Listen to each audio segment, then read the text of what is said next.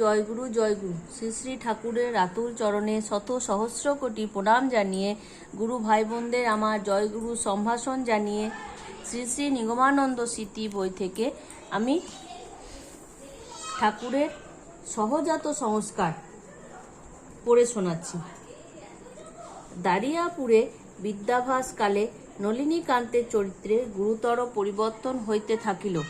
ব্রাহ্মণের আভিজাত্য, হৃদয়ের সংকীর্ণতা, ধর্মের গোড়ামি তাহার মন হইতে একে একে অন্তর্হিত হইল। তৎপরিবর্তে মন মহান ও উদার হইতে থাকিল। পূর্বে বলিয়াছি, গ্রামের অধিকাংশই শাখারি শৈশবে তাহাদের সহিত অতিবাহিত করিলেও বয়োবৃদ্ধির সহিত সেসব চপলতা বা বাল্যভাব দূরীভূত হইয়া সামাজিক ব্রাহ্মণের ভাব তাহাতে প্রতিষ্ঠিত হইবে, এরূপ আশা করা গিয়াছিল। কিন্তু তাহা না হইয়া বরং চাপল্য আরও বৃদ্ধি পাইতে থাকিল। এখনও কৃষ্ণবন্ধুর বাড়িতে যাওয়া আসা পূর্বের ন্যায় চলিতে লাগিল। গ্রামের ভিতর অবস্থাপন্ন কুমার জাতীয় কৃষ্ণবন্ধু পালের সহিত তাহার বন্ধুত্বের কিছু মাত্রা লাঘবতা প্রকাশ পাইল না। বঙ্কিমচন্দ্রের প্রভাব ঠাকুরের। এই সময় নলিনীকান্তের বয়স 14 বৎসর। এই 14 বর্ষীয় বালকের হাতে কিছু টাকা পয়সা আসিলেই কাহাকেও কিছু না বলিয়া ঘন ঘন কলিকাতায় যাওয়া আসা করিত। কলিকাতায় আসিয়া সাহিত্য সম্রাট বঙ্কিমচন্দ্র চট্টোপাধ্যায় মহাশয়ের বাসায় থাকিত। বঙ্কিমচন্দ্র তাহাদের দূর সম্পর্কীয় জ্ঞাতি সম্পর্কে দাদামশাই। নলিনীকান্ত তাহাকে ঠাকুর দাদা বলিয়া ডাকিত। বঙ্কিমচন্দ্র নলিনীকান্তকে খুব ভালোবাসিতেন। উভয়ের মিলনও বড় চমৎকার ছিল। একজন সাহিত্য সম্রাট, ডেপুটি ম্যাজিস্ট্রেট ও বৃদ্ধ, অপরপক্ষে একটি 14 বর্ষীয় বালক। উভয়ের ভিতর সম্পত্তি, ভালোবাসা, স্নেহ, ভক্তি, ঠাট্টা, তামাশা, উপদেশ, ধর্মালোচনা কতই না চলত। একজন বৃদ্ধ অপরজন বালক হইলেও উভয়ের চিন্তার ভূমিটা যেন একই প্রকার ছিল। বঙ্কিমচন্দ্র বলিলেন, এটা এইরূপ নহে, এইরূপ হইবে। নলিনী ঘাড় নাড়িয়া দৃঢ়তার সহিত বলিল, না, তা হতে পারে না। আপনি ভুল বুঝিছেন, ওটা এইরূপ হইবে।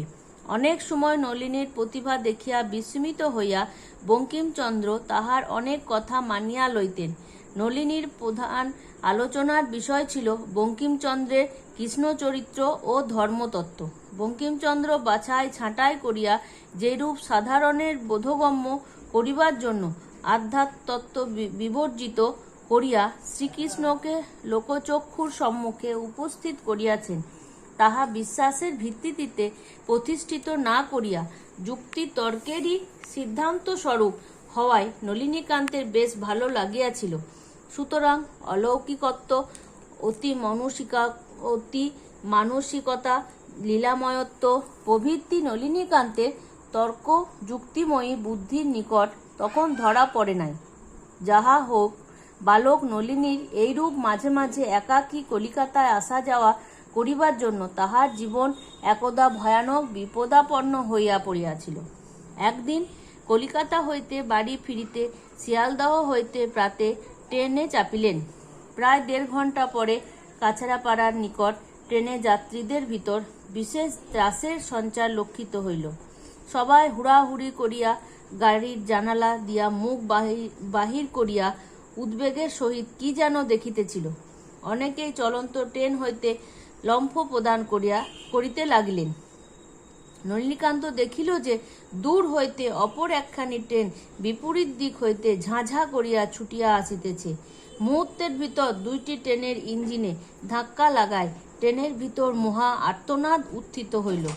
যাত্রীরা সব প্রাণের ভয়ে মালপত্রের মায়া ত্যাগ করিয়া জানালা দিয়া লম্ফ প্রদান করিতে লাগিল। নলিনীকান্তের ভিতরেও তখন কে যেন সাহসের সঞ্চার করিয়া লম্ফ প্রদানে ইঙ্গিত করিল। সেও তদণ্ডে লম্ফ প্রদান করিয়া ঊর্ধ্বশ্বাসে দৌড়াইতে থাকিল।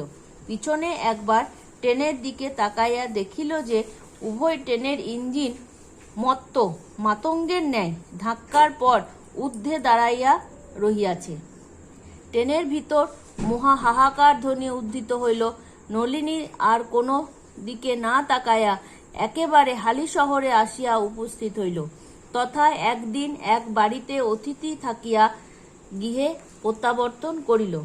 এই বয়সে দুইটি পারিবারিক দুর্ঘটনায় নলিনীকান্তের মন বিষাদময় হইয়া গেল।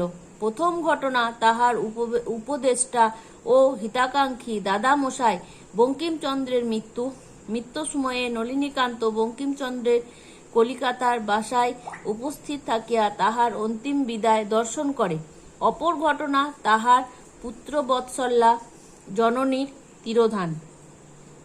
মাতৃবিয়োগকালে সে রাধাকান্তপুরে থাকায় মায়ের সহিত শেষ দেখা না হওয়ায় নিদারুণ ব্যথিত হইল। মনুষ্য দেহের এইরূপ পরিণতি দেখিয়া গভীর নৈরাশ্যে তাহার মন সাময়িকভাবে বিষাদগ্রস্ত ও দেহের নশ্বরতা সম্বন্ধে চিন্তার বিষয়ীভূত হইল। জয় গুরু, জয় গুরু, জয় গুরু।